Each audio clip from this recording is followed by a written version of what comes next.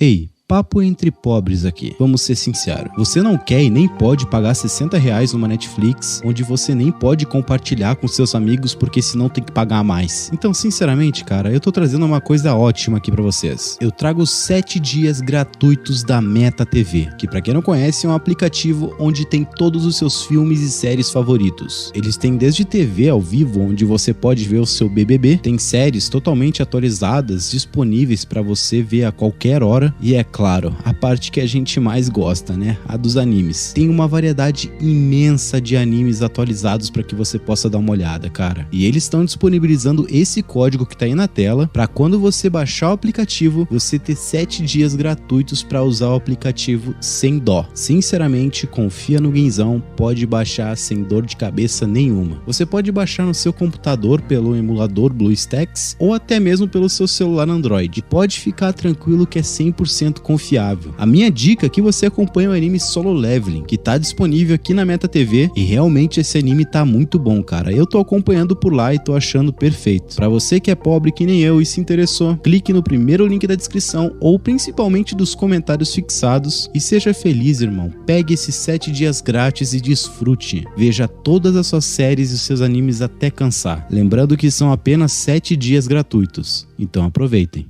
E aí, rapaziada, agora são mais ou menos 4 da manhã, eu convidei o Wagner agora de madrugada e ele aceitou logo de cara participar desse novo quadro aqui do canal que vocês gostaram bastante do último vídeo. Wagner, se apresente aí pra galera, vai ter cara que vai cair de paraquedas aqui, não vai te conhecer, então se apresente aí pra rapaziada. Beleza, valeu aí, primeiramente eu quero agradecer o convite do Guin. Eu sou o Wagner do canal Tragicômico, não tem muito segredo, eu faço os meus vídeos dando as minhas opiniões sobre temas bastante polêmicos e controversos às vezes. Faço minhas músicas também e eu acho que eu não vou nem falar muito na apresentação porque provavelmente a gente vai falar sobre isso ao longo do bate-papo, né? Mas é isso. Tem um canal no YouTube onde eu falo as coisas que eu penso. Em geral é pra quem não conhece, o resumo é esse. Antes de tudo, vamos começar pelo início, tá ligado? Quando que tu decidiu, vou criar o meu canal? Ou foi por acaso, ou foi por, sei lá, outro motivo? O canal em si não era pra dar tua opinião sobre outras coisas? O que aconteceu, cara? O canal ele começou realmente por uma questão bem diferente, né? Ele mudou bastante ao longo do tempo. Eu tenho o canal há muito tempo, na verdade o Tragicômico, acho que eu criei ele ali por 2012, se eu não me engano. E eu comecei no YouTube por causa da música, porque eu tenho banda desde que eu era muito novo, desde a época da adolescência ali, 14, 15 anos, no meu primeiro ano, que já faz muito tempo isso, foi em 2007. Eu já comecei a montar as minhas primeiras bandas com meus colegas de aula, e aí a gente criava canal no YouTube pra postar as músicas, os clipezinhos, sabe? Era banda emo-core, era banda de rock, como é que era mesmo? Era banda emo mesmo, a gente realmente tinha o estilo... assim, pop punk hardcore, né? Era um pouco menos emotivo, a gente ia mais na linha do For Fun do que da Fresno. Mas, assim, em geral é tudo muito parecido, né? O pessoal que não é do nicho, especialmente, acho que só fala que é tudo emo. É mais ou menos nessa linha. Então, sim, era uma pegada meio Fresno, NX0, For Fun, Strike, Scratcho, essas bandas assim daquela época. Estavam fazendo bastante sucesso. Ou, até mais popularmente, CPM 22 e Charlie Brown Jr. também tem alguma similaridade. Inclusive, já cansei de cantar música do CPM e do Charlie Brown nos shows ao vivo. Mulher de Fases, do Raimundos, que era um clássico que sempre o pessoal todo cantava junto. Sempre. E aí eu já montava... As mais clássicas, né? As mais famosas. Pô, é que funciona muito bem, né, mano? Então, como naquela época a gente até fazia as músicas autorais e pra isso fazia o canal no YouTube, o que animava, o que agitava a galera no show era tocar as que todo mundo conhecia. Então a gente tocava Mulher de Fases, tocava Papo Reto do Charlie Brown, tocava Um Minuto para o Fim do Mundo do CPM, Outro Lugar do Detonautas, essas assim, tipo, naquela época especialmente todo mundo cantava, todo mundo conhecia. Então eram aquelas músicas que a gente sabia que colocava no repertório e ia funcionar. Caraca, mas era só pedrada, né? Ah, tinha, mano, eu gostava. Porque a adrenalina de você cantar uma música cover ali na hora, né, que não é a sua composição, é você ver que tá fazendo todo mundo se divertir. Então, pra mim, um show bom, um show que eu saía satisfeito e realizado, era um show que tava que a roda punk comia solta, que tava todo mundo se empurrando e gritando e pulando e cantando junto. Eu gostava de ver a molecada na frente do palco enlouquecer. Então a gente fazia um repertório que sabia que ia funcionar. O legal quando você vai no show é você conhecer a música e cantar junto, né? Então a gente colocava uma ou outra, assim, que era mais do gosto da banda às vezes, que às vezes não era tão certa, mas que a gente gostava, mas sempre tinha que ter 90% do repertório as músicas que, pô, todo mundo ia saber cantar e ia curtir com a gente. Isso era mais ou menos o que eu fazia naquela época. Sim, e na época tu era vocalista, guitarrista, baixista, baterista, o que tu era? Era vocalista, sempre fui vocalista. Sempre o líder das vocalista. bandas que eu participei. Caramba, que doideira, cara. E até hoje tu tem os projetos, né? Tu ainda toca as tuas músicas, né? Sim, até hoje eu ainda canto, ainda faço de vez em quando. Inclusive estou trabalhando no segundo CD da minha banda, que é a Pouring Peaks, que ainda é nessa pegada. Inclusive o CD que a gente lançou há uns 2 anos se chamava 10 anos depois, porque a ideia do CD era justamente que a gente ia lançar músicas que faziam sucesso há 10 anos atrás, 10 anos depois. Então lançamos um CD nessa mesma pegada, mesma coisa que a gente fazia na adolescência, a gente lançou, e agora a gente tá trabalhando no segundo CD da banda, que é muito mais assim, porque eu amo fazer isso, porque eu gosto de música, gosto de cantar, gosto de compor, do que qualquer outra coisa, né? Não é o meu carro-chefe, assim, não é o principal do canal, hoje não é mais. No começo do canal, as músicas até eram fortes, não as autorais, algumas autorais deram muito certo, mas a gente fazia muito cover de abertura de anime, né? Porque as aberturas de anime, elas são rock na maior parte das vezes. Então tinha muito rock que a gente já curtia, que já era legal. E a gente fazia as versões em português dessas aberturas. E isso deu muito certo no canal durante muito tempo. Foi o que fez o canal crescer no começo. Então eu comecei o canal nessa área musical, porque eu já estava totalmente inserido nisso, eu gostava. E aí eu comecei trabalhando com a parte da música. E pouco a pouco eu fui migrando o canal para essa área mais de opinião. Mais de opinião. Mas, inclusive, uma coisa que eu queria te perguntar, qual foi o primeiro boom do canal? Foi por música mesmo ou foi por opiniões? Não, foi totalmente por música. Tem música no canal... Mano, tem música no canal com 10 milhões de visualizações. É muita coisa, mano. 10 milhões de pessoas, meu Deus do céu. A abertura de Nanatsu no Taizai tem 10 milhões de views, mais ou menos. E tem umas outras com muitos milhões também, então eu nem sei exatamente. Tem uma que eu, se eu não me engano, eu assisti que tem participação de uma caralhada de gente, mano. Sim. Butterfly, eu fiz uma versão de Butterfly especial, que é a abertura de Digimon, que tem muitas participações especiais, essa aí também já pegou, acho que, sei lá, eu não, nem de cabeça eu nem sei, mas eu acho que mais de 5 milhões de visualizações essa daí também tem. Então, tem muitas músicas que explodiram pra caramba. Na época, isso deu muito certo. E foi muito legal, porque eu também viajei o Brasil fazendo show cantando abertura de anime. Então, depois que eu saí dessa área das bandas de adolescente, banda de garagem, assim, tocando aqui na minha cidade mesmo, e no máximo indo pra Porto Alegre, eu comecei a fazer também essas versões de aberturas de anime pro Tragicômico.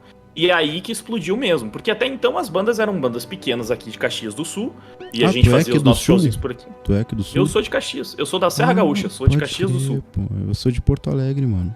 E quantos shows eu fiz em Porto Alegre? Acho que eu fiz um ou dois com as bandas de garagem, e depois eu fiz mais uns 3 shows acústicos no Anime Extreme, que é o maior evento de Porto Alegre. Ah, eu sabia, cara, Anime Extreme, mano, eu já fui muito, adoro, meu Deus do céu, Anime Extreme é muito foda, mano. Eu cheguei a tocar no Anime Extreme umas 3 vezes. Tinha outro também que era grande, que era o Anime Buzz, né? Também. Sim, o Anime Buzz eu acho que eu já toquei, mas se eu não me engano foi em Pelotas, no Anime Buzz. Mas, cara... A minha memória não é das melhores. Mas, enfim, por causa disso, eu comecei a tocar em vários eventos de anime. E aí eu tocava um outro repertório. Mas mesma coisa, pô. Ia tocar a abertura de Pokémon, Pegasus Fantasy, Dragon Ball GT, né? Sorriso Resplandecente. A gente tocava mais uma vez. Mesma ideia. Era tocar aquela que a galera conhecia mesmo, cantava junto. Butterfly, que fez muito sucesso. Então, a ideia era essa. Era agitar todo mundo nos eventos. E foi muito legal, mano. Quando eu comecei a... E pra esse outro nicho que eu também nem conhecia, foi meio de paraquedas que eu caí, não foi uma coisa super planejada. A gente começou a fazer porque gostava e começou a dar muito certo.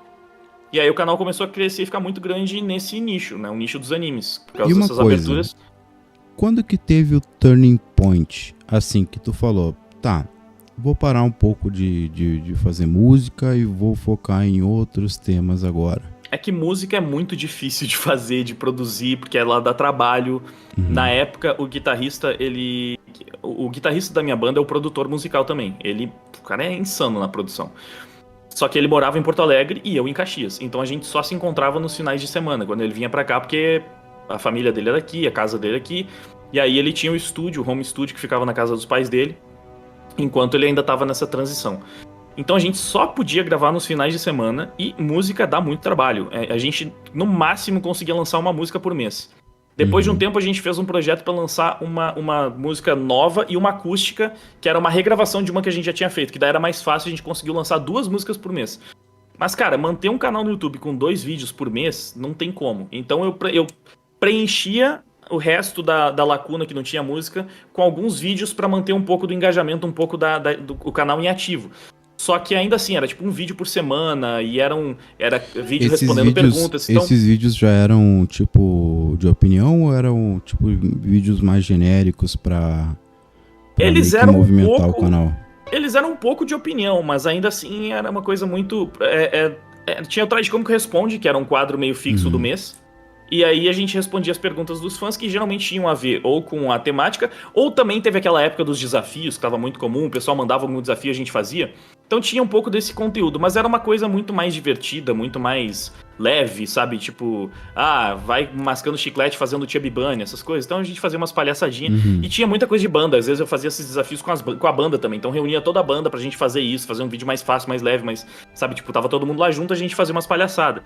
Então, tinha alguns vídeos assim, mas o que tinha de conteúdo de opinião era opinião sobre animes. Já que a gente fazia abertura de anime, às vezes tinha, o que eu acho de Naruto, o que eu acho de Inuyasha, sabe? Algumas coisas desse tipo. Então eu começava a falar de alguns animes, e foi assim que eu comecei a transformar o canal num canal um pouco mais voltado pra opinião, porque teve uma virada de chave, que até então o canal ele basicamente conseguia se pagar.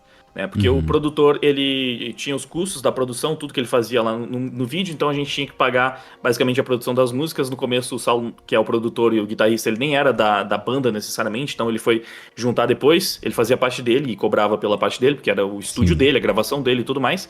Então o canal ele se pagava, basicamente, né? Porque fazer música não é nem fácil, nem rápido e nem barato. Então era muito complicado, o canal ele basicamente estava ali se pagando.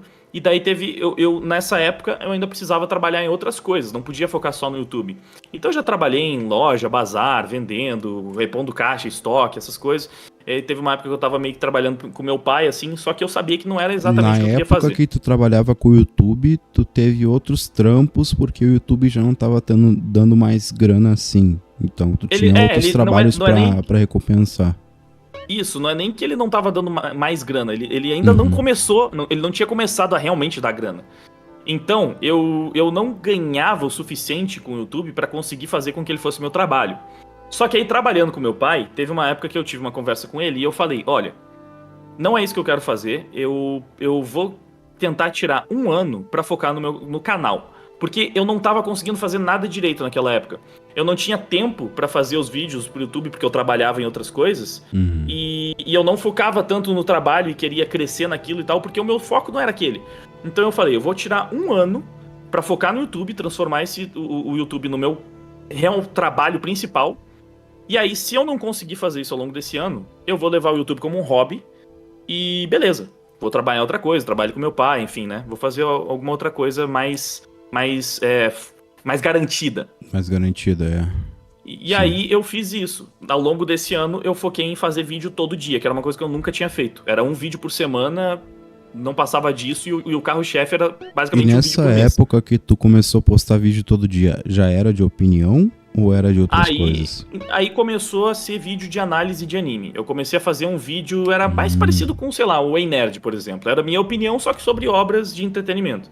Porque tinha a ver com o canal. A gente tinha crescido muito com as aberturas de anime. Então o pessoal que acompanhava o canal gostava de anime, né? Naturalmente. E começou a gostar das minhas opiniões.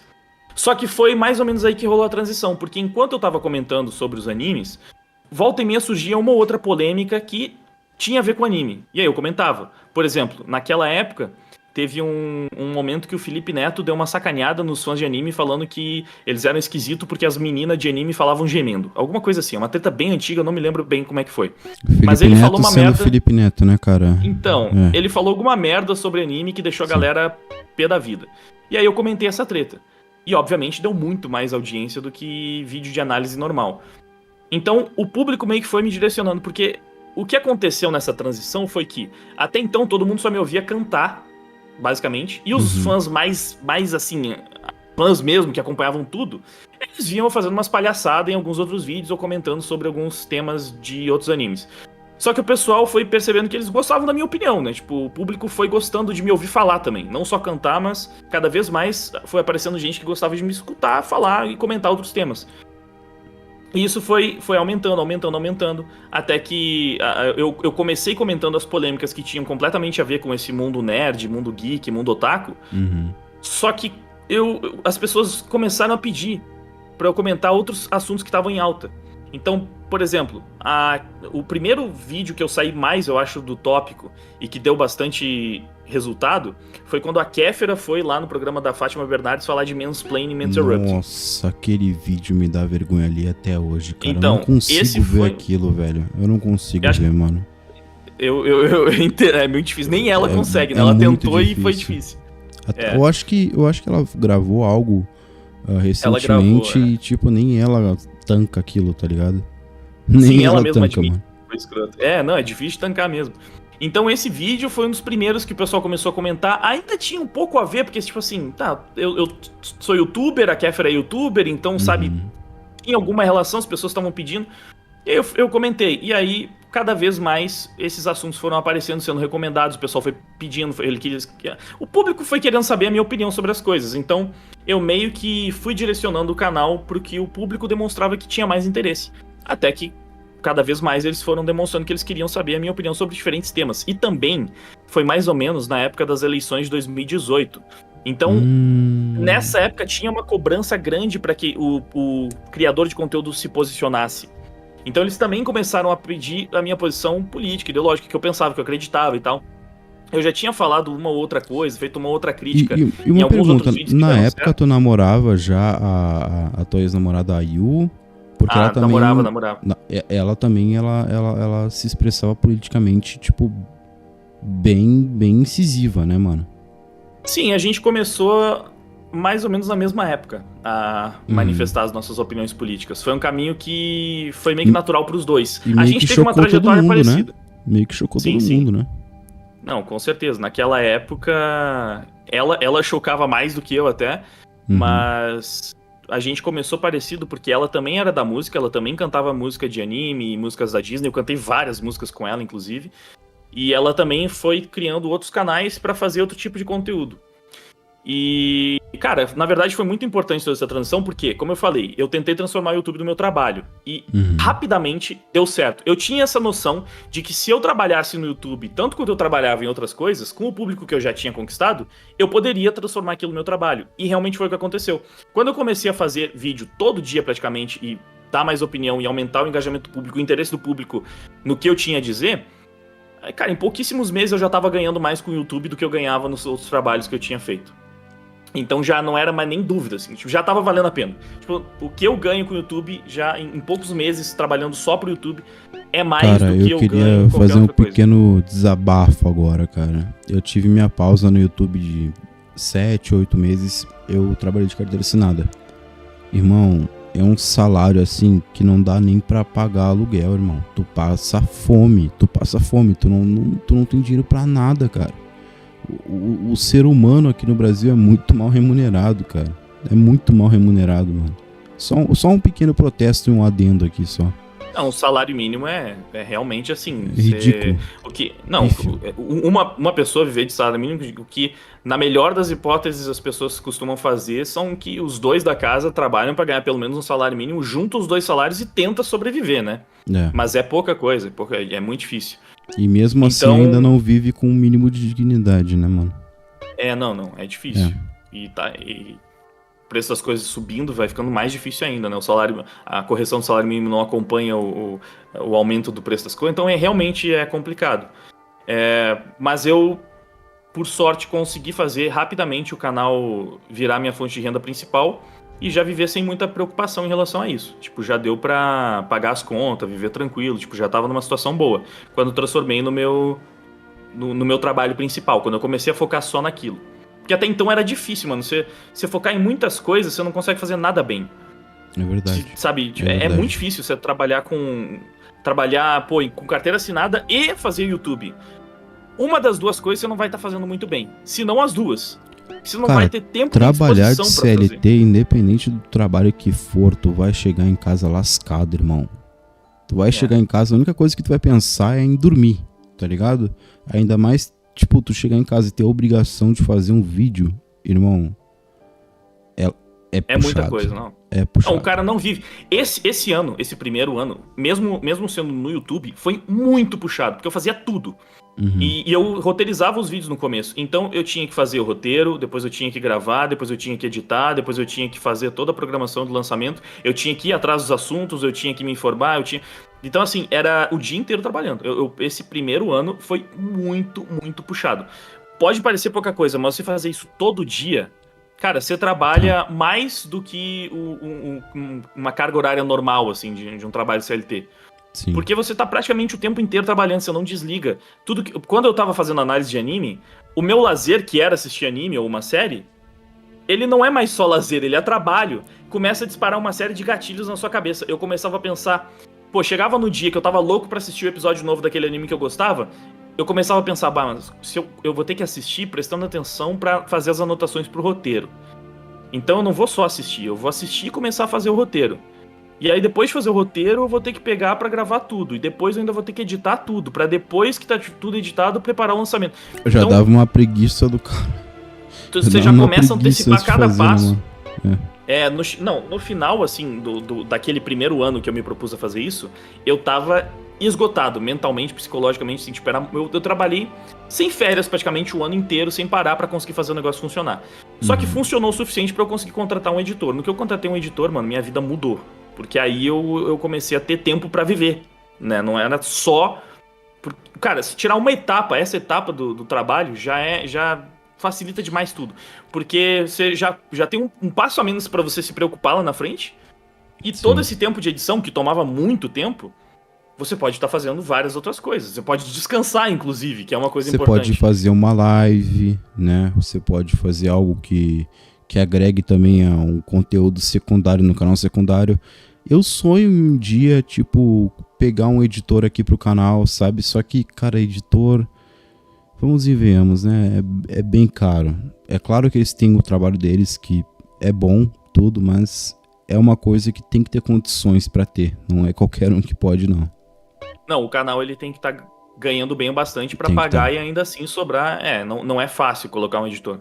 Não. Até chegar nesse ponto, geralmente, a pessoa tem que trabalhar muito. Olha o Digo, mano. O Digo faz uma edição insana. Ele tava lançando muitos vídeos durante muito tempo, fazendo uma edição muito perfeccionista. E demorou até ele pegar um editor pra ajudar ele a fazer tudo isso. Demorou. Então... Até porque o Digo ele tentou achar outros editores, só que não fazia do jeito que ele queria, sabe? O time, as coisas, o capricho. Até que ele achou o cara que é o Xarope, né? Que o Xarope ele tem o capricho, ele é outro criador de conteúdo, então pra ele é muito mais fácil editar um vídeo pro Digo, né?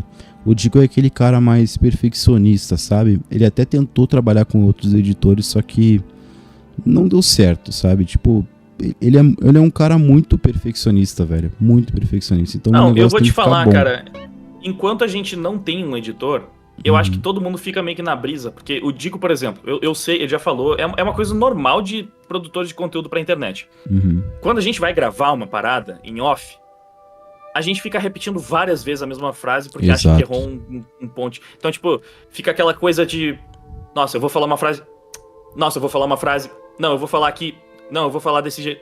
E aí você fica repetindo essa parada e você até tem um pouco de vergonha de mandar isso na mão de um editor que vai te ver lá que nem um pateta repetindo 5 vezes a mesma coisa. Eu tive alguns casos de já tive editor aqui pra alguns vídeos, cara, e eu tenho totalmente vergonha de mandar o meu áudio bruto. Eu mando totalmente cortadinho, já com música já, mano.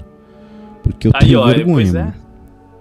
É uma coisa que é difícil, mano. Você mandar o material bruto, porque ele é completamente diferente finalizado. Então você tem que ter confiança na pessoa e tal. É difícil. É difícil você conseguir se convencer de que dá pra fazer. E até essa questão de a gente achar, tipo, que ninguém vai fazer que nem eu e tal. Mas, mano, tem muito editor muito bom que, na verdade, ele vai fazer Sim. melhor do que você tava fazendo. Porque também ele vai estar descansado, ele não vai ter todo o processo de já ter roteirizado, gravado, sabe, errado 1 milhão de vezes pra passar por todo o processo. Não, ele vai fazer aquilo com a cabeça fresca já, ele vai estar de boa, ele vai fazer o trabalho dele ali, ele provavelmente vai conseguir fazer um negócio até melhor do que você, cansadaço, iria fazer. Então, tem muito editor que consegue fazer. Só que o cara tem que passar por algumas etapas até se desprender de tudo isso pra sentir que, não, dá pra... Posso fazer, sabe? Tipo, e agora eu entrego na mão dos caras. E eles são bons, eles são profissionais. Claro, se você encontra um cara firmeza pra trabalhar com você. Sim. Não sei se tem algum editor meio arrombado aí que pode usar o material bruto do cara pra sacanear depois. Mas é uma questão que você tem que trabalhar em você mesmo. Então, tipo, eu já Sim. fiz isso aí também, de pelo menos decupar o vídeo pra já entregar ele um pouco mais pronto pro editor depois só finalizar. Mas agora voltando, né? Recapitulando. Eu quero pegar o turning point de quando foi que tu virou um canal. Quando foi que tu virou um canal de review de anime pra críticas políticas e totalmente polêmicas, cara? Porque tu sabe que tu é um cara polêmico, né? Então, Cá entre nós. Você é um cara polêmico. naquela- Você é um cara combativo, né?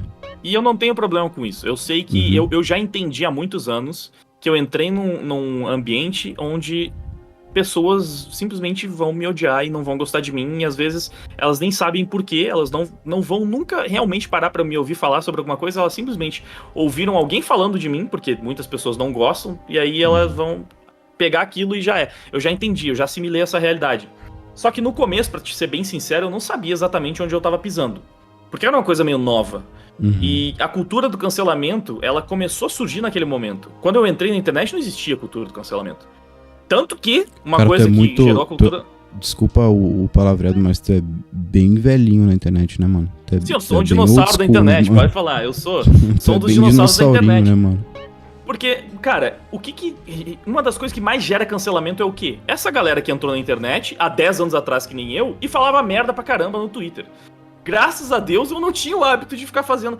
Se bem que agora eu falo coisas que são polêmicas, e por mais que eu não tenha feito piadas com coisas super pesadonas, o pessoal vai me cancelar do mesmo jeito porque eu não concordo com eles. Mas uma coisa que acontecia naquela época é, pô, estão revirando os tweets do Cauê Moura, estão revirando os tweets do Cocielo e estão vendo que no passado ele fazia piada com muita coisa que não podia. Porque naquela época não tinha cancelamento, mano. Naquela época os caras faziam essas piadas com essas merdas, o pessoal via que era uma piada, achava engraçado, dava RT e é isso aí, tá por isso mesmo. Ou às vezes eles eram anônimos, mas mas que... não tinha essa comoção. Aí nessa que caiu o Mark Zero, né? Mas o Mark Zero também é um caso isolado, né? Porque além dele fazer piada, ele ia atrás. Então... Eu não lembro totalmente do caso dele, mas ele se envolveu com menores, é isso? É, ele além de fazer piadas e tal, ia atrás de inscritos menores de idade. Além de tipo, só fazer a piadinha pesada ali e tal, ele ia realmente atrás na DM e trocava ideia com o menor de idade inscrito dele, tá ligado? Mas aí, então, aí é outra parada mesmo, né? Aí, quando esse tipo de coisa vaza, eu acho que independente do tempo, isso não pega muito bem. É porque isso só veio a vazar muito tempo depois, né? Só vem muito tempo. O cara teve tempo ainda de cancelar o Xbox Mil Grau antes de ser cancelado, tá ligado? Tipo, então... foi na pouquíssimo prática, tempo depois. Quando é um ato prático é diferente, mas eu quero dizer que naquela época, mesmo as piadas horríveis que pudessem fazer no YouTube, não gerava cancelamento. Cara, o Cauê Moura mesmo, que hoje em dia é um cara que se coloca a favor do politicamente correto e que é um absurdo que se brinque com algumas coisas.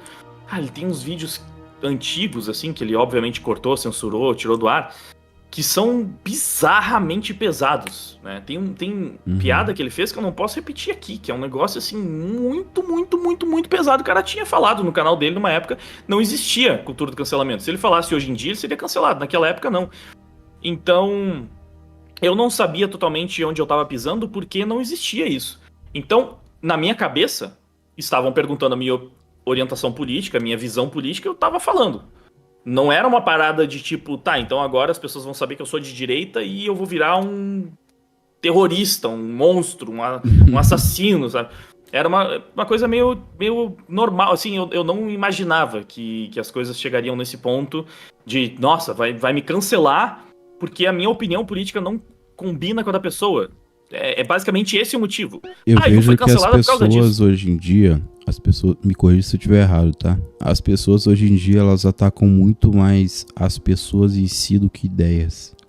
As Com ideias, certeza. elas não são discutidas, mas sim a pessoa que tá por trás das ideias, ela é totalmente detonada, tá ligado? Eu mais ou menos Isso penso assim. não é totalmente assim, porque se a pessoa fala uma coisa que ela não gosta, Uhum, o alvo vira essa pessoa, e não aquele argumento. Não exato. separam as coisas.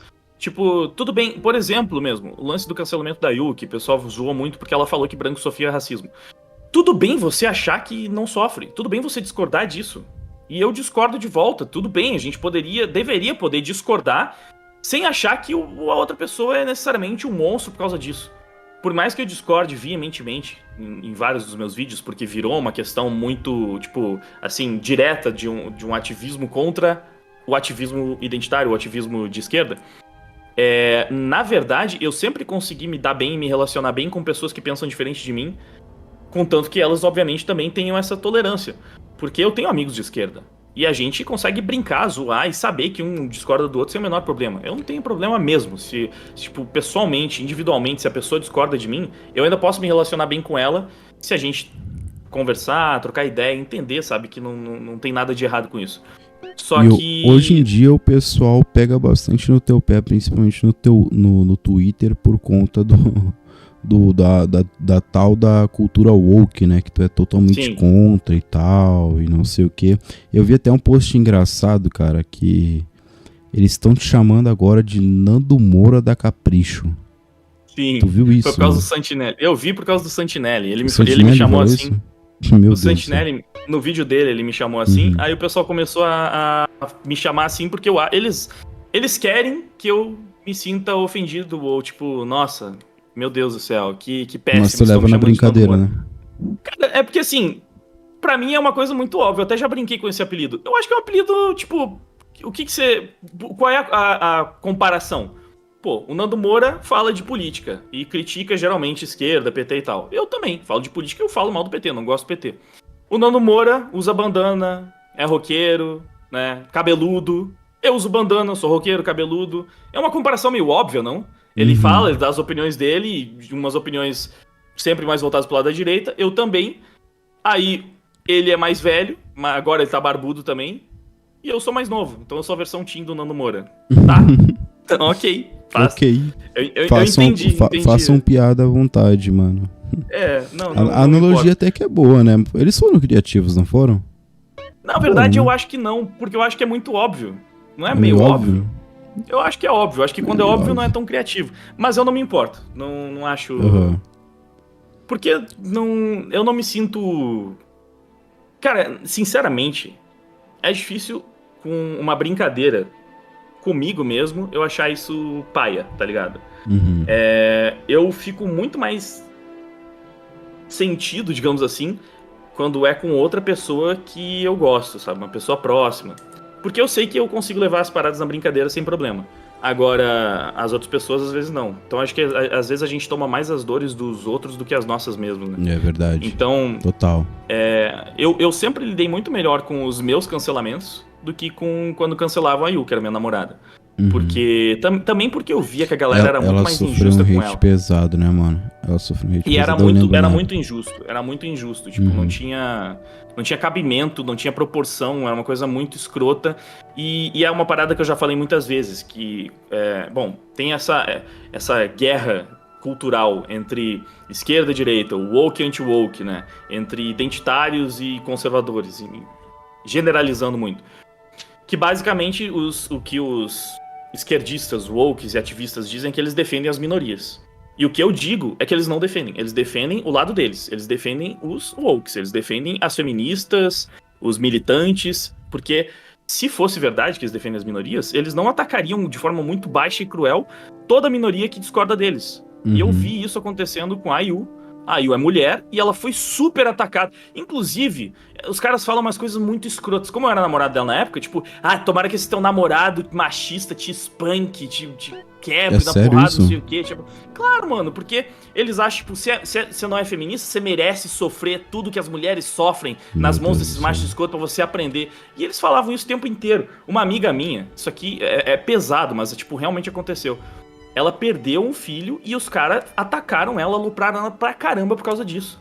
E depois, quando ela ficou grávida uma outra vez... Não, calma aí, deixa eu entender a situação. Uma amiga sua perdeu um filho e esse pessoal foi aloprar ela porque ela perdeu um filho, é isso? Exato, atacaram ela por causa disso, porque ela também é antimilitante. Eles atacaram. Essa é uma história famosa. Não sei, não vou citar nome, mas ela é. Do ser humano é imensurável, cara. Eu tô sem palavras. E o pior, né? O pior, mano, era o sonho dela, ela queria ser mãe, ela engravidou de novo. E as pessoas começaram a atacar ela falando que ia acontecer de novo. Tentando realmente, tipo. Sabe, eles. Por isso que eu falo.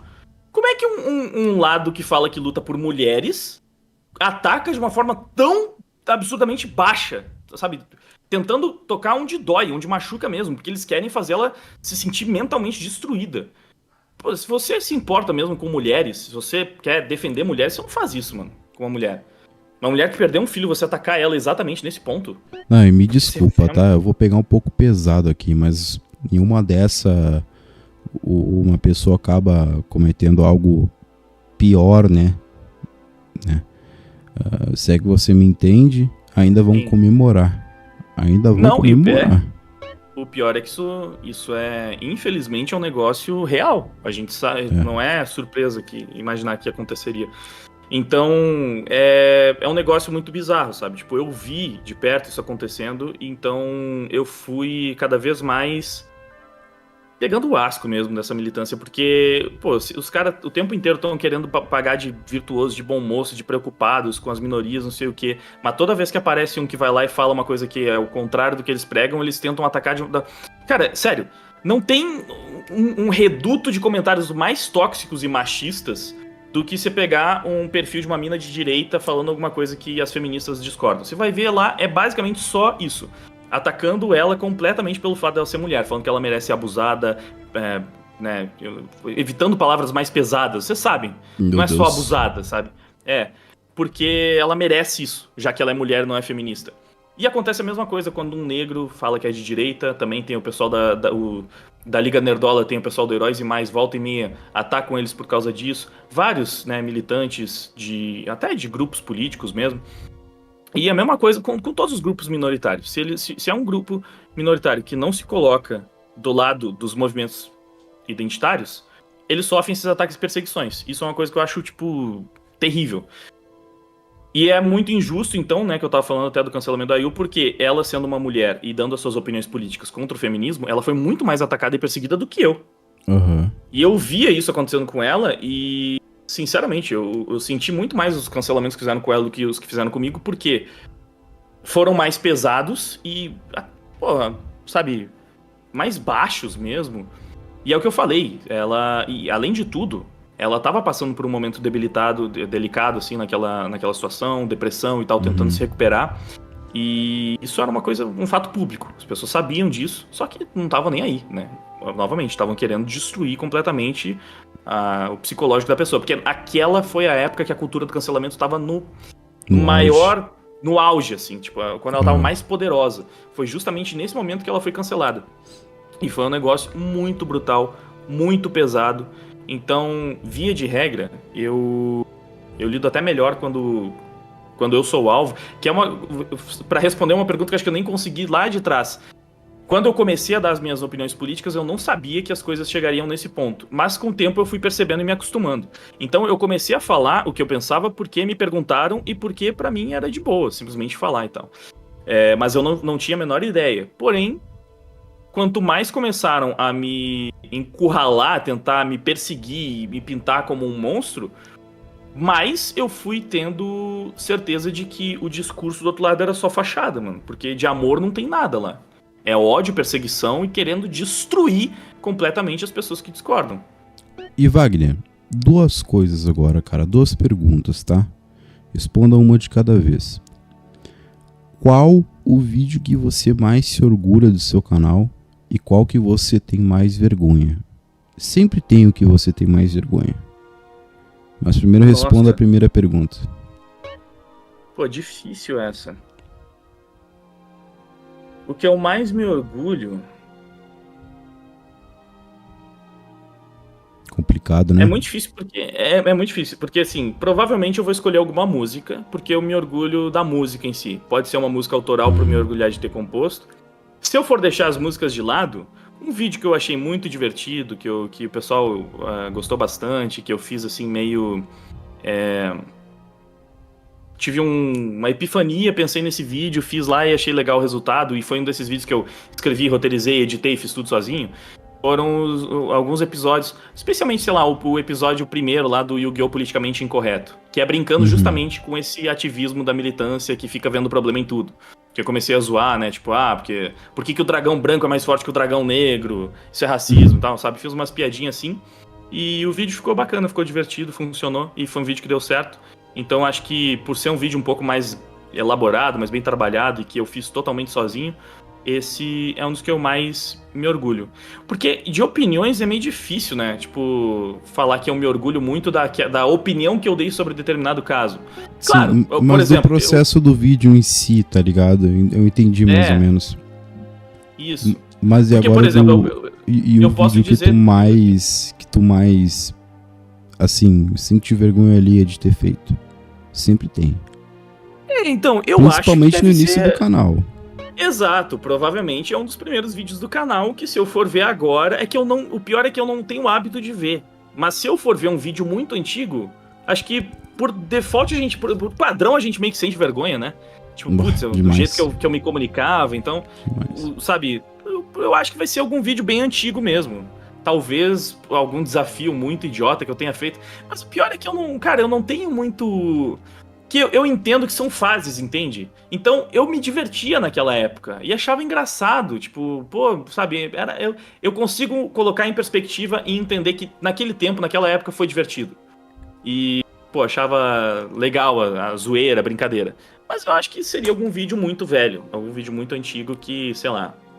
Porque, felizmente, eu não sei, eu acho que até pela forma como eu conduzi o canal no início... Não tem tanta coisa, porque coisas que seriam vergonhosas, constrangedoras, que nem, por exemplo, eu fiz um vídeo imitando o L tendo uma diarreia. É um vídeo full galhofa. Mas eu não tenho vergonha, porque, tipo, a minha intenção naquele vídeo foi fazer um negócio cringe. Foi fazer uma coisa meio constrangedora. Então... Por que eu vou ter vergonha se o objetivo era aquele, sabe? Eu lembro que na época que eu tava tratando com a Yasmin lá, ela até usou, se eu não me engano, uma imagem minha vestido de L sentado na privada. Mas, cara, eu fiz pra ser engraçado, então por que eu vou ficar com vergonha de um negócio que eu fiz pra ser zoado, pra ser engraçado, por favor, me manda essa imagem depois, mano, por favor. Eu desconheço dessa imagem, eu quero muito ver, mano. Muito ver mesmo. Beleza, eu tô meio de L, assim, como se estivesse na privada, que é a conclusão do vídeo lá, né? Então, eu fiz pra ser ridículo. Então, não faz sentido eu sentir vergonha de uma parada que eu fiz querendo que fosse meio ridículo mesmo, que fosse engraçado. O meu objetivo com aquele vídeo foi fazer as pessoas rirem. Então, elas estão rindo até hoje, podem dar risada, que eu me sinto de boa. E, cara, uma coisa, né, que eu quero trazer pra esse quadro aqui do canal, não é só falar da história da pessoa, dos vídeos, das coisas, mas sim o que elas não falam, né, nos seus vídeos no dia a dia.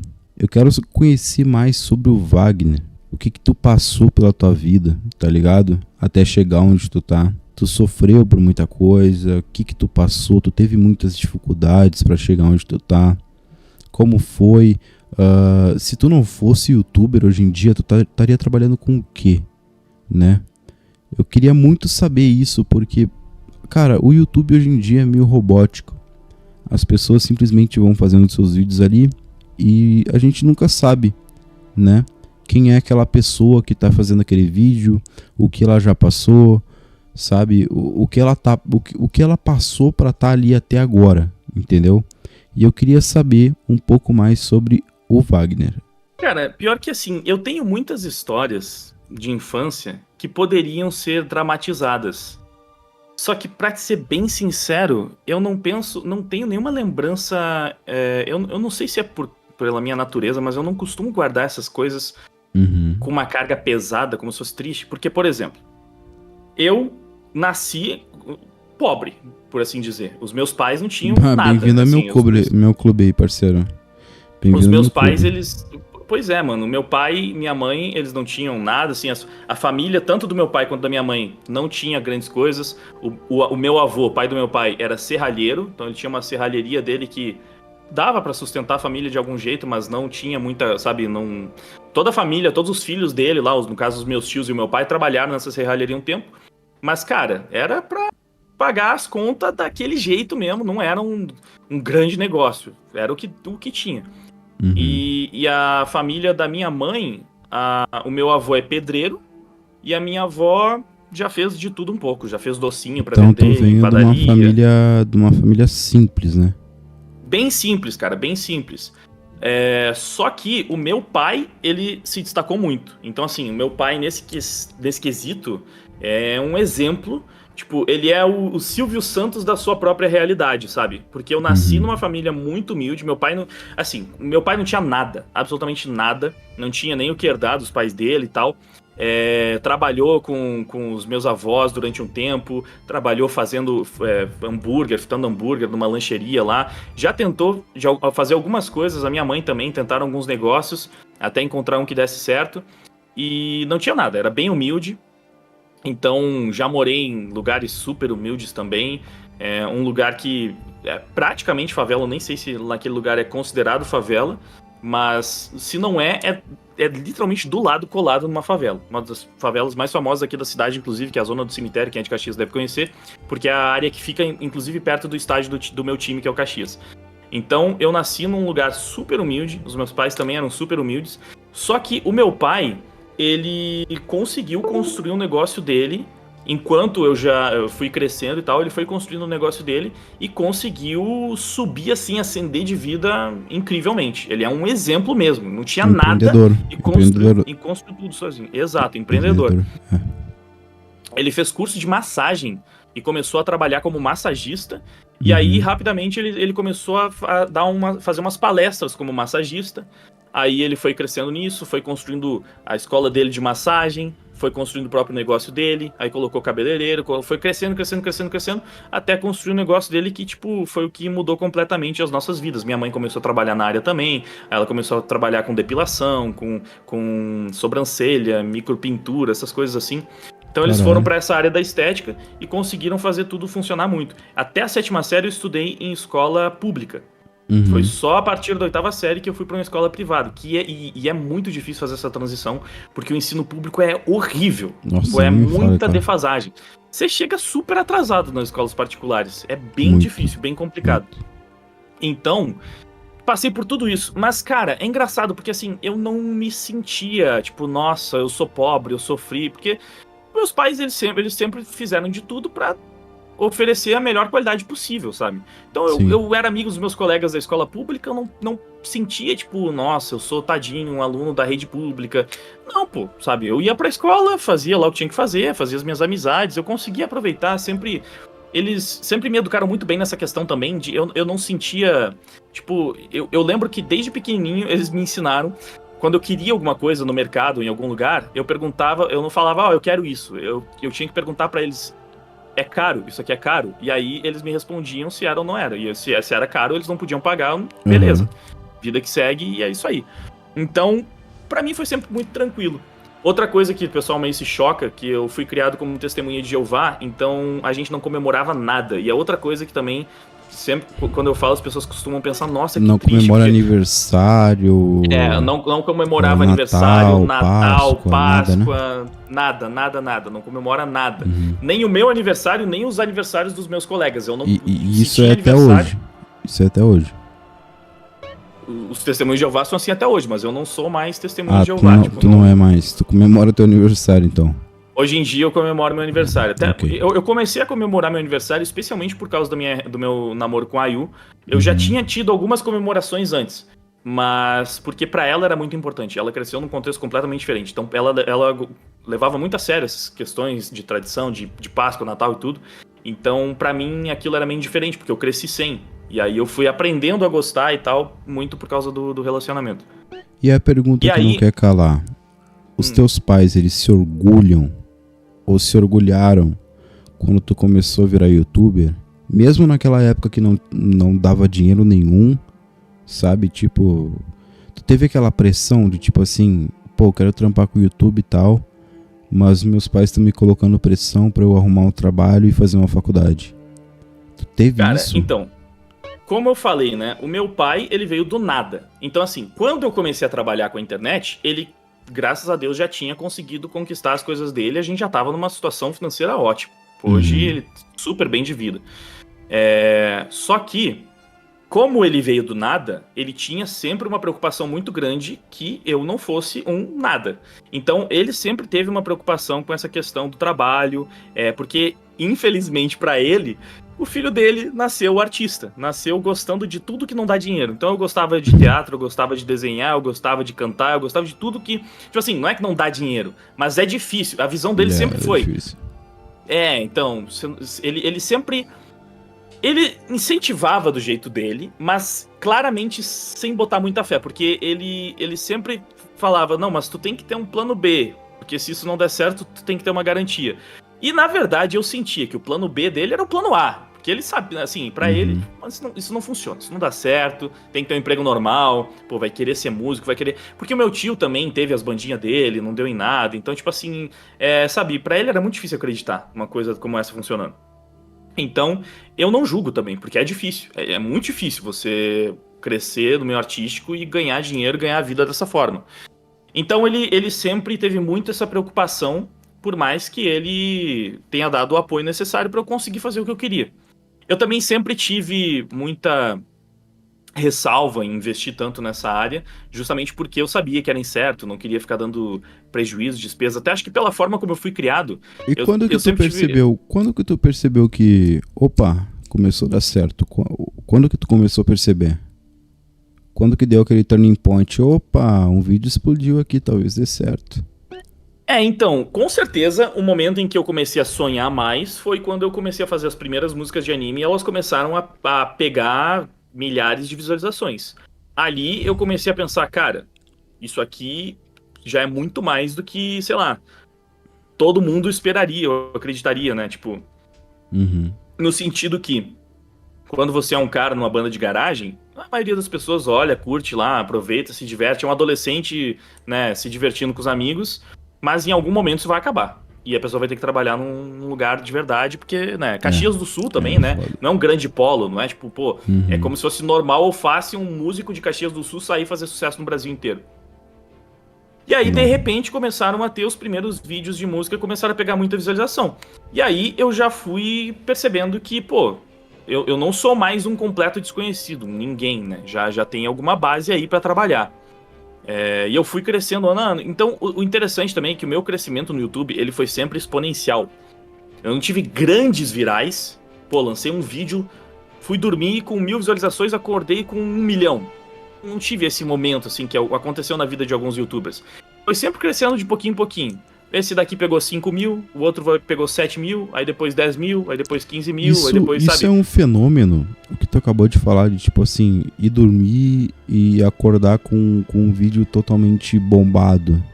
Isso é um fenômeno que acontecia antigamente, cara. Hoje em dia eu acho bem complicado disso acontecer, mano. Muito complicado. Eu não vejo isso acontecendo hoje em dia.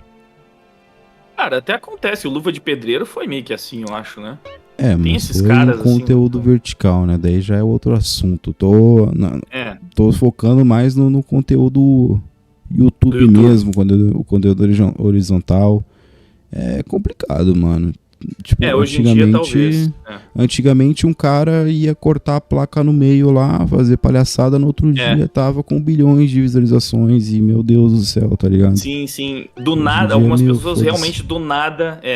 Isso realmente. Faz tempo que eu não vejo um caso tipo o Aruan, assim, que era um youtuber qualquer e uma coisa aconteceu que fez ele estourar e viralizar pra caramba. Acho que não rola mais Eu tanto. duvido que ele tenha se arrependido de ter cortado aquela placa. Duvido muito. Aquela placa mudou a história dele. Mudou a vida dele. Mudou. Então, Foi mais ou menos isso. Eu comecei a perceber quando começou das primeiras visualizações, mas como eu te falei, né, teve aquele momento da transição que foi quando eu percebi que dava pra viver daquilo mesmo, e transformar no trabalho principal e ganhar dinheiro mesmo, assim, como, sabe, uma profissão, viver disso. Foi esse ano que eu tirei pra ser o ponto de virada, que foi tanto pra mim quanto pro meu pai mesmo. Como eu te falei, eu conversei com ele pra falar, eu vou focar no canal durante 1 ano pra ver se vai funcionar. Se não funcionar, aí beleza, eu vou tentar administrar o negócio dele, vou aprender mais, vou pra outra área, vou pra um negócio mais sólido. Então foi uma coisa que eu fiz pra mim e pro meu pai, porque ele era preocupado com isso. E aí, nesse momento que começou a dar certo, que eu comecei a ganhar no YouTube bem mais do que eu tava ganhando trabalhando com ele, que ele também sentiu mais confiança de que, olha... Porque também tem aquela parada de que os nossos pais, eles vêm de outra realidade, então é muito difícil pra eles entenderem, mas como é que ganha dinheiro com a internet? Mas quem é que te paga? O YouTube te paga pra fazer esses vídeos? É complicado, é complicado, tipo, passar o tutorial da internet pros pais é meio complicado, mano. São gerações totalmente diferentes, tá ligado? E não dá nem pra julgar se eles não entendem muito, se eles ficam desconfiados, se eles, sabe... Hoje em dia eu acho que é muito mais fácil um pai acreditar, tipo, meu filho quer ser youtuber. Pô, ele pode virar o próximo o Casimiro da internet, não sei, nossa. sabe? Pô, nossa. Então, hoje em dia talvez seja um pouco mais fácil, mas como eu sou um dinossauro naquela época, era muito novidade. Tinha alguns youtubers que já faziam sucesso, que ganhavam dinheiro, mas era tão difícil quanto... ter uma banda fazendo sucesso, que eram pouquíssimos, eram 5, 6, que tinham canais grandes e provavelmente faziam muita grana. Se tu chegasse pouquinho antes, uns aninhos antes, tu pegava a época do Minecraft. Se tu chegasse pouquinho antes. Eu cheguei antes do Minecraft. Tá Só que eu não jogava. Eu não jogava Minecraft. Meu irmão, era pra tu ser milionário hoje em dia, cara. É que eu não... Mas aí que tá, eu não li muito bem muitas tendências. Porque não é meu forte. Não sou leitor de tendências do YouTube. Eu acho que não era nem o forte do Monark. Tu já viu as gameplays do Monark no início do canal dele? Ele não sabia nem o que ele tava fazendo, cara. Então, ele só tava jogando o jogo. Aí que tá, mas aí é a parada de ser pioneiro. Não era o forte, mas ele fez um negócio na época que tava estourado. E isso é uma parada que muda tudo. Mas por que naquela época, pra ser bem sincero, quando começaram a aparecer os canais de gameplay, eu só ficava pensando, mas por que alguém para pra assistir outra pessoa jogar? Porque eu acho um saco assistir alguém jogar. Eu gosto de jogar, eu não gosto de assistir alguém jogar. Eu assistia, cara, eu assistia, mano. Eu assistia muito então, vendo os aventureiros. Hoje eu entendo mais, porque mas naquela época é porque assim, eu cresci também numa realidade completamente diferente, e quando você tava com um amigo no videogame, era muito chato quando não era você que tava jogando e era outra pessoa e você só assistia. Era chato, você queria jogar, você queria participar, você queria estar lá interagindo. Sim. Então na minha cabeça era tipo assim, eu assisti uma pessoa fazendo um gameplay, jogando algum jogo, era como estar no quarto assistindo um amigo meu jogar ao invés de estar ali com o controle jogando eu mesmo. Então eu não entendia mesmo por que funcionava. Isso aconteceu várias vezes, tá? De uma coisa viralizar no YouTube e eu pensar, mas por que as pessoas querem ver isso? Talvez muitas pessoas pensaram isso até do meu conteúdo, porque é um fenômeno que acontece. Por que as pessoas assistem isso? Sendo sincero aqui, eu sou meio sem papas na língua e coisa.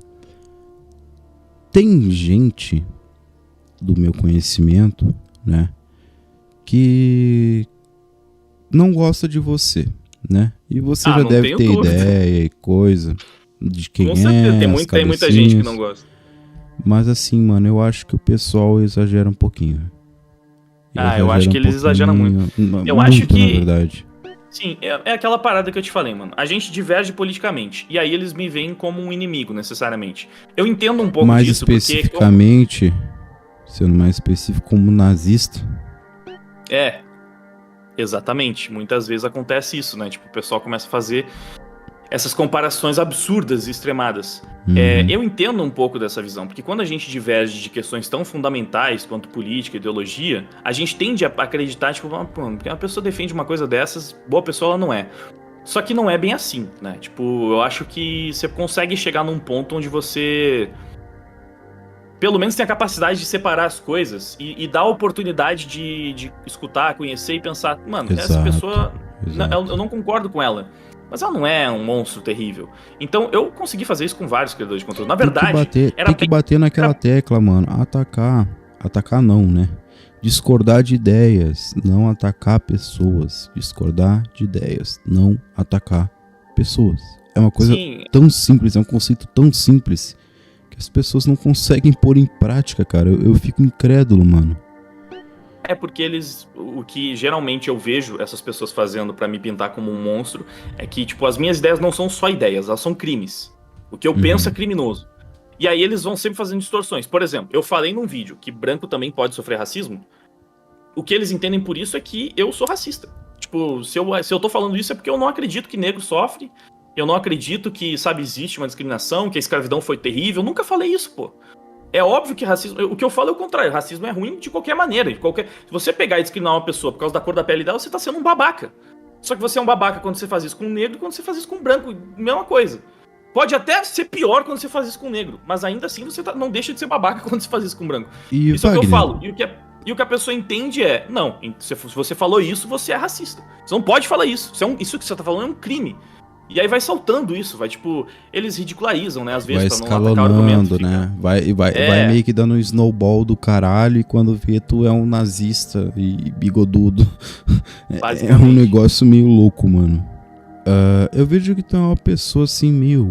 Foda-se, tá ligado? Tipo assim... eu no teu lugar, né? Tu até tinha feito alguns vídeos, né? A respeito da treta do Haluca...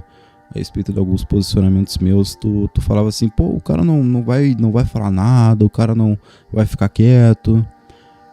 Cara, como que tu tem psicológico pra bater de frente com Deus e todo mundo e foda-se, tá ligado? Porque eu não tenho esse ímpeto, tá ligado? Eu não tenho essa cabeça, mano. Cara, eu acho que o primeiro ponto é que eu sempre gostei muito de argumentar e, sabe, isso é uma coisa meio minha mesmo. Eu era aquela criança chata que queria perguntar o porquê de tudo, tá ligado? Que não se satisfazia quando respondiam, porque sim. Eu queria entender, eu queria perguntar, eu queria que as pessoas me convencessem, eu queria entender o motivo daquilo. Então eu sou meio que naturalmente chato nesse sentido. Eu consegui aprender a usar isso a meu favor, porque eu tinha interesse em muitas coisas, e aí eu conseguia conversar sobre muitas coisas com todo tipo de pessoa. E aí eu usei isso pra fazer amizade com todo mundo na escola. Então eu aprendi porque assim, existe... Eu entendi que existia uma linha tênue entre ser legal, interessante e ser chato pra caramba. E muita gente vai me achar chato. Hoje em dia, mais ainda, porque discorda... É mais fácil você achar a pessoa chata quando você discorda dela. Então, eu consegui usar isso a meu favor socialmente. Mas, na internet, tipo, eu sei que fazendo o que eu faço, não tem como eu controlar mais isso. Porque quando você tá ali num grupo de pessoas reais, os seus amigos, os seus colegas... Você tá lidando com 30 pessoas no máximo e você consegue conversar diretamente com cada uma delas. Na internet, eu dei a minha opinião, 50 mil pessoas ouviram e, 10 mil delas podem ter discordado de mim e eu não tenho como conversar com cada uma delas e tentar mostrar os meus pontos e mostrar que eu não sou o monstro que ela acha que eu sou. Não tem nem como conversar porque já correu pro Twitter reclamar, né? Aí exatamente. Já virou um snowball. Quase sempre que eu paro pra conversar diretamente com a pessoa e ela tá minimamente disposta a escutar, ela muda a visão dela sobre mim. Isso já aconteceu várias vezes. esquerdistas mesmo. Eles não que eles passaram a concordar comigo. Mas eles perceberam eu acho que a Yasmin, ela não acabou concordando contigo, mas ela acabou se acertando contigo por ver que tu não é esse monstro todo que... Com certeza, com certeza. Ela achava que era... Exatamente. E isso, cara, isso é importante, porque quando a gente tá ali tretando diretamente, quase que pixel contra pixel, porque você não tá lidando com a pessoa, isso desumaniza a conversa. E o que eu e a Yasmin fizemos foi justamente isso, tipo, meio que se humanizar um pro outro. Então a gente conseguiu perceber que, cara, não era bem como a gente tava vendo ali no calor do momento. Então isso acontece, e acontece, até no Twitter, às vezes, um aleatório começa a discutir, e aí, por algum motivo, naquele momento eu decidi entrar na discussão. Não tem como fazer isso com todo mundo, porque, novamente, é muita gente me pentelhando no Twitter. Mas às vezes eu faço, às vezes eu pego e paro e, vou ouvir o que essa pessoa tem a falar pra ver se ela tem alguma ideia do que ela tá falando. E, geralmente, as pessoas estão me atacando por coisas que elas estão distorcendo do que eu disse, por coisas que alguém disse sobre mim, por coisas que elas não conseguem provar, ou, me mostra onde que eu falei isso que você tá dizendo aí, pra justificar que eu sou uma pessoa horrível. E aí eu começo a conversar com a pessoa e, mesmo que ela não concorde comigo, no final ela para e pensa, mas eu realmente tava, me excedendo, sabe? Você não é Mas essa pessoa horrível. É um meio bem complicado onde tu se meteu, né, cara? Lidar com política e opinião meio... É complicado. Nossa, velho, que complicado, não, e assim, velho. Eu não recomendo isso pra outras pessoas, porque é o que tu falou, eu não teria saco pra isso. Eu entendo, mano. Eu gostaria. Eu lembro um dia que tu entrou na minha live, né? Eu não sei o que tu falou, né? Eu não tenho ideia do que tu falou. Só que tu deu uma opinião. Cara, o meu chat te escorraçou. Tinha 20 mil pessoas na live. Tinha 20 mil pessoas te escorraçando por uma frase que tu falou, tá ligado? Eu lembro disso até hoje.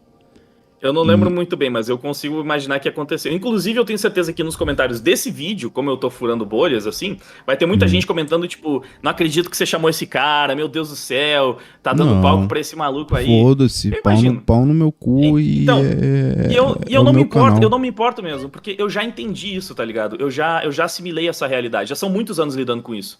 E eu sempre, cara, eu consigo realmente lidar com isso de uma forma muito natural. Pra mim, as pessoas têm que entender, as pessoas que têm que entender que ideias diferentes é diferente de pessoas, cara. Pessoas são pessoas, ideias são ideias, tá ligado? A gente tá conversando com o Wagner aqui, a gente tá conhecendo o Wagner, né? Ele tem as ideias dele. Se tem que discordar, discorda de maneira minimamente elegante, tá ligado? Sim, eu por exemplo, eu nem sei. Claro, eu nem sei exatamente tudo que tu acredita, tudo que tu pensa em questão ideológica. Talvez algumas questões nem mesmo tu chegou a estabelecer a tua opinião sobre alguma pauta. Mas, sinceramente, eu não me importo com o fato de que, porra, tu pode pensar que, não, o socialismo é melhor do que o capitalismo. Cara, beleza, eu entendo que, tipo, tu não passou a ser um monstro, uma pessoa execrável e terrível porque a gente diverge nesse ponto. Eu posso discordar muito de ti dessa opinião e posso achar, inclusive, que, não, tu tá muito mal informado pra ter essa opinião. Mas eu ainda consigo me relacionar perfeitamente, que é uma coisa que eu nunca tive um problema diretamente com uma pessoa, assim, por causa da opinião política dela. Tipo, de, não, cortar laço, cortar relação, parar de conversar, porque eu descobri que essa pessoa não concorda comigo, então eu vou me afastar. Sempre que aconteceu isso foi o contrário. Alguém que descobriu que eu sou de direita e por causa disso parou de falar comigo, ou se afastou, ou assumiu que eu sou um demônio. No próprio caso da Yasmin, não foi só uma questão de divergência, né? A gente começou... Vocês hoje são amigos, não são? Tipo, amigos é uma palavra muito forte, mas, tipo, vocês se falam numa boa, somos colegas, né? E a gente consegue conversar numa boa, né? Mas a gente começou de uma forma já muito ruim, porque o meu vídeo caiu, eu já tava estressado, então foram momentos que eram propícios para aquele desentendimento prévio. Mas, via de regra, eu não saio, tipo, tretando ou invalidando a pessoa simplesmente porque eu discordo dela. Porque se fosse o caso, eu não teria conversado até com o Easy Nobre mesmo, que chamei pra trocar ideia no meu canal, sendo que eu discordo de praticamente todas as pautas que ele defende hoje em dia. Ele é um cara hoje bem mais posicionado à esquerda, são poucas coisas que a gente consegue convergir, mas ainda assim a gente consegue conversar, se respeitar numa boa, então, tipo, isso pra mim é tranquilo. E é uma coisa que as pessoas precisam entender, até nesse quadro é importante, né, saber, eu não sei, tipo, eu imagino que tu realmente pretende chamar todo tipo de pessoa, de todo tipo de pensamento. Eu pretendo chamar todo tipo de pessoa, esquerdista, bolsonarista, tudo. Eu quero chamar todo mundo pra conversar aqui, debater ideia, tá ligado? Conversar, não quero nem debater, mano, eu quero conhecer a pessoa, tá ligado? Eu quero que ela se solte e fale o que ela tem pra falar pro mundo. Eu quero conhecer a pessoa, porque eu quero trazer pessoas que eu acho interessantes aqui, né? E eu acho que isso é importante o público entender, que não é porque tu me chamou aqui que tu concorda com tudo que eu falo. Então, tipo, tu tá validando tudo que eu falo. Só que assim... Tu só chamou pra trocar ideia e conversar. E outra coisa, eu chamei porque eu gosto da pessoa Wagner. Eu gosto.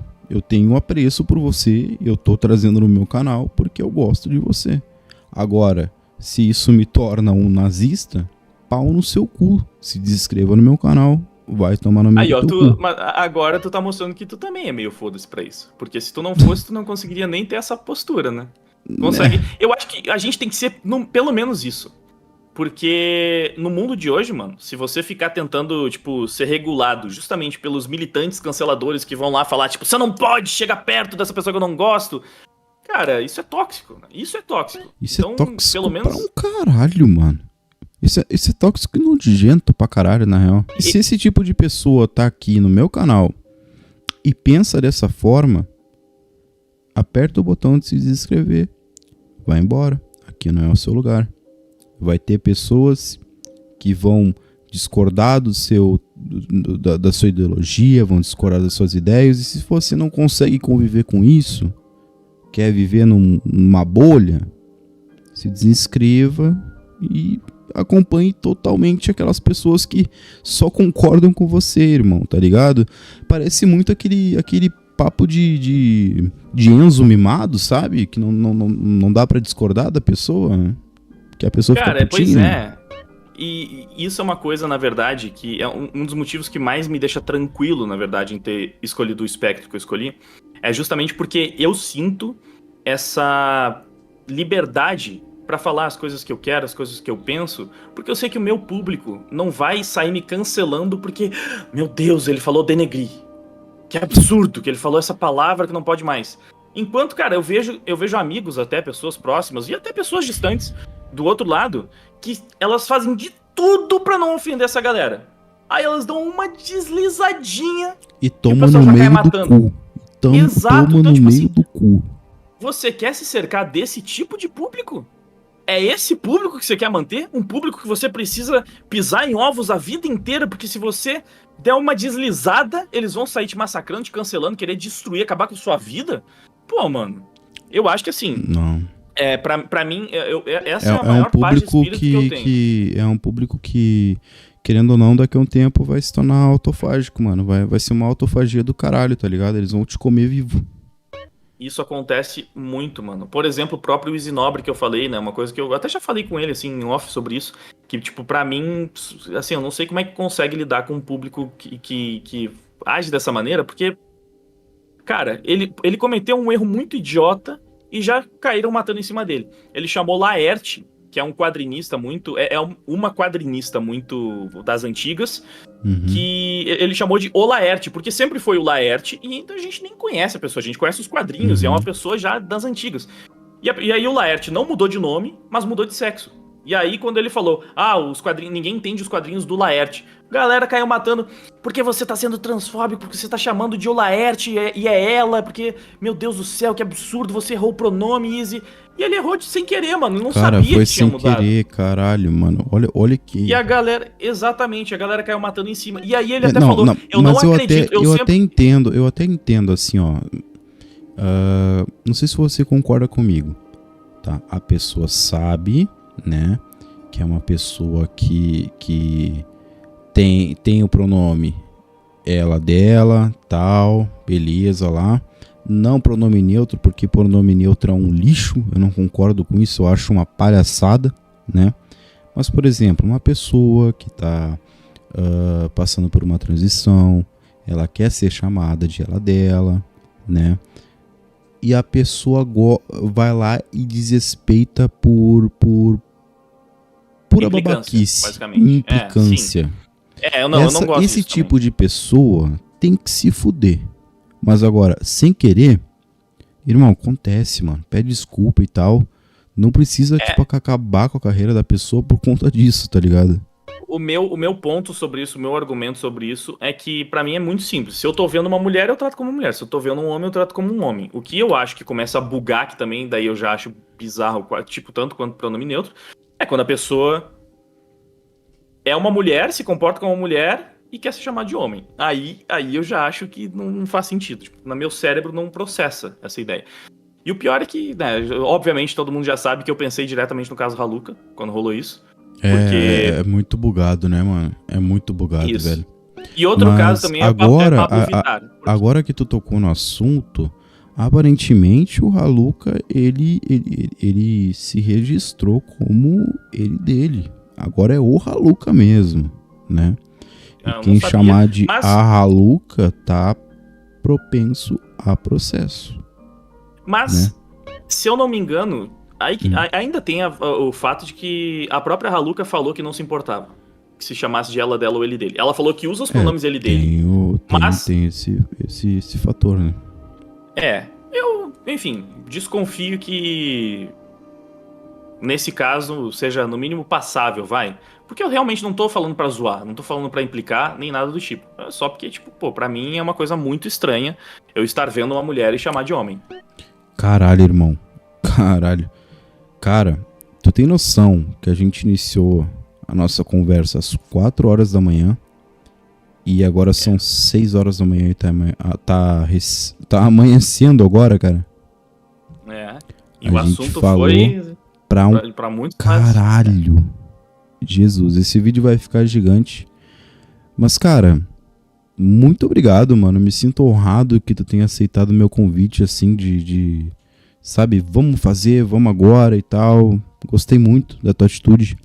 Muito obrigado pela humildade, né? Por ter vindo aqui, por ter falado sobre tua vida, sobre tuas opiniões, ter posto tudo pra fora, o que tu tá pensando. Não teve frescura de, não vou falar isso, não vou falar aquilo. Cara, muito obrigado, Eu acho que mano. na posição que eu tô, já não tenho mais muito. Tipo assim, eu falei coisas aqui que são passíveis de cancelamento? Sim, mas as pessoas que podem me cancelar essa altura do campeonato são as que já me odeiam e as que já me cancelaram antes, já tentaram me cancelar antes por outras coisas. Então, assim, não É tem que eu muito acho que o mais. teu público já tá fidelizado, tá ligado? Tipo, não... Exato. Então para mim não tem problema entrar em assunto polêmico, porque, em geral, as pessoas bem que já sabem a minha opinião. Eu já tô Sim. falando sobre isso. E acho que isso é uma última coisa que eu gostaria de falar, né? Falou sobre se colocar nesse lugar e, tipo, ter cabeça pra isso. Eu acho que é muito difícil você entrar nesse meio e debater, porque, como eu falei, independente se você tá de um lado ou de outro, vão ter pessoas que vão te odiar, né? Não tem como sair disso. Sempre. Então eu não recomendo. Eu acho que se a pessoa ela tá com o pé atrás, não tem por que ela entrar nesse meio, porque assim, você tem que estar muito disposto a comprar essa briga com muitas pessoas quando você vai dar a sua opinião. E muitas pessoas não têm psicológico, mano. Eu sou um cara Exato, que... isso, exatamente. E essa é uma parada que é não dá pra mim. preocupante. Se você não tem o psicológico, a estrutura pra lidar com isso, cara, é um bagulho que vai ser autodestrutivo. Felizmente, graças a Deus, eu consigo lidar bem com toda essa questão. Tipo, muito difícil alguma coisa me abalar psicologicamente. Eu acho que, tipo assim, na minha empreitada no YouTube, já teve momentos que eu fiquei estressado, que eu fiquei exausto, que algumas coisas já me deixaram mais preocupado. Mas se for parar pra pensar que eu tô há 5, 6 anos já dando opiniões polêmicas, controversas, cara, dá pra contar nos dedos quantos dias assim eu tive, porque na maior parte do tempo eu tô de boa, eu entendo, tipo, as pessoas que não gostam de mim não tem o que fazer, as pessoas que gostam, maravilha, elas continuam me acompanhando, elas entendem, elas param pra me escutar, e eu tô satisfeito com isso. Mas se a pessoa tem dúvida, mano, é um cenário que, por mais que a cultura do cancelamento tenha enfraquecido e hoje em dia seja um pouco mais fácil você manifestar suas opiniões sem sofrer tanta pressão e perseguição e represália, ainda assim você tem que querer muito entrar nesse tipo de discussão. Então, se a pessoa não tá disposta, é melhor evitar. Se tu me perguntasse, você acha que eu deveria começar a comentar mais essas coisas? Mano, se tu não tá muito, sabe, se tem um pouquinho de dúvida, não. Não, né? Não comenta, melhor não. fica mais de boa. É aquele meme, evita, dog. Evita. Evita que é tipo melhor. Isso. Mas enfim, cara, Basicamente isso. muito obrigado, viu? Muito obrigado pela moral. E esse é um quadro extremamente especial pra mim. Por mais que eu creia que não vai pegar assim, uau, tantas views e coisa. Mas é um quadro especial pra mim por conta que eu estou trazendo pessoas que eu gosto pra conversar, entendeu? Então é uma coisa especial pra mim. Eu fico muito feliz que tu esteja aqui e que tu tenha concordado de estar aqui hoje pra trocar uma ideia, cara. Muito obrigado. Que isso, mano. Eu que agradeço demais pelo convite, pelo papo. Foi realmente uma conversa da hora. E eu acho que é especial porque, sinceramente, é legal você sentar ali por 1h30 e trocar ideia com uma outra pessoa, absorver um pouco da experiência de vida dela. Isso é uma forma demais, de crescer também. Você consegue absorver sempre alguma coisa. Isso também é uma coisa legal de falar pro público, né? Se você, mesmo que não goste de uma pessoa, você para escutar a história dela, tudo que ela tem a dizer, a forma como ela pensa, por 1h30, não consegue absorver nada, não consegue tirar nada de bom dali, sabe? Acho que é muita má vontade, né? É, muita má vontade. Tem algo errado. E é isso, então. Acho que toda experiência válida acrescenta. E essa experiência de conversar contigo também foi da hora. Mas enfim, Vagnão, muito obrigado, viu, mano? Quase Valeu, 2 horinhas de conversa, mano. Muito Tamo obrigado. junto. Fique em paz. Abração. E é isso, mano. Até Valeu a e sucesso próxima. pro teu projeto, mano. Tomara que dê muito certo esse teu papo, porque é da hora, é da hora. Tu é até bom trocando Mesmo que não ideia com dê as pessoas. certo, mesmo que pegue 2 views, eu tô totalmente feliz de conversar com pessoas que eu realmente gosto. Eu tô feliz assim, e eu tô no feliz. Tá perfeito, tá ligado? Então, É isso. brigadão, mano. É isso. Valeu. Valeu.